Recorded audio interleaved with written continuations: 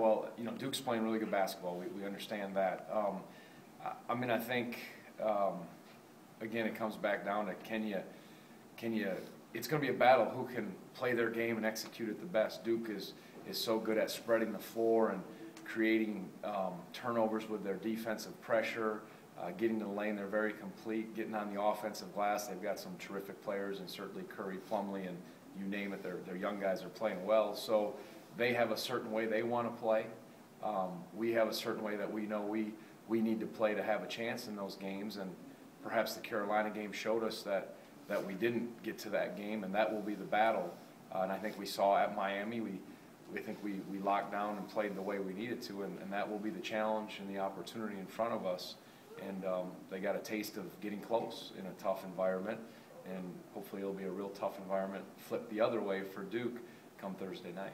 Tony, it seems like this is the most offensively balanced team you've had in your time here. It seems like there's just a lot of, whenever one guy might not be having a good night, somebody else is able to step up and kind of fill that void. Can you just talk a little bit about offensively, kind of the team coming together in the past 7-8 games? I think as of late it is.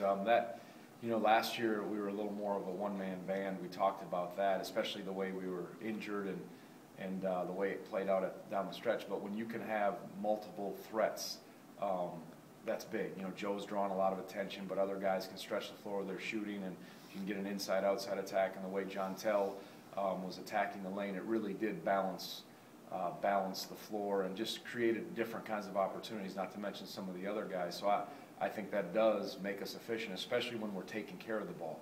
You know, that's a big thing when you're, you know, really not turning it over and giving the other team transition baskets, and you're always getting a good shot, a quality shot in each possession. I think that makes a difference. And then you got to find the right kind of pace. There's got to be a patience with it, but also, as we talk about, taking the shots when they present themselves. And each team will play you differently. Some teams sag off of John Tell. Some teams will lock in.